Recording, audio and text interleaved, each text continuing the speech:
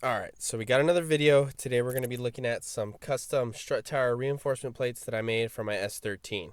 This is what they look like. They go from the firewall to the strut tower, and these plates took inspiration from the Chiquito plates for the S13. So these plates work to reinforce the little pocket found behind the front strut tower and the firewall. This pocket tends to get super weak because what happens is on 240s, everybody loves to cut their front tubs out. This is to either clear angle kits, big wheels, or whatever the case may be. If you don't reinforce it right, you start to have bad flex points, and basically you tin can the fuck out of your shell on that little pocket. You'll start to see cracks over time, and it's just a bad recipe. I didn't feel like fucking buying them, so I decided to make my own. For starters, I needed a reference, so what I decided to use was my strut tower brace. I went ahead and took the mount for the strut tower brace off, and I went ahead and drew some dimensions on it and basically gridded the whole thing out, so when I wanted to transfer that into my CAD program, I was able to do that easily.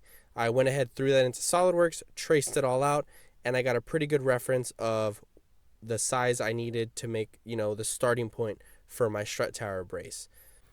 From there, I went ahead and 3D printed the references that I made in SolidWorks to verify that everything lined up as far as the bolt holes go, and everything came out pretty decent. From this point on, I want to go ahead and use these as my starting points and basically work off of them. Believe it or not, your boy used construction paper for this whole fucking thing and designed these plates off of just construction paper. It's cheap, and shout out my mom. The initial flat pattern made out of construction paper was then traced into SolidWorks, and then I went ahead and made it out of metal.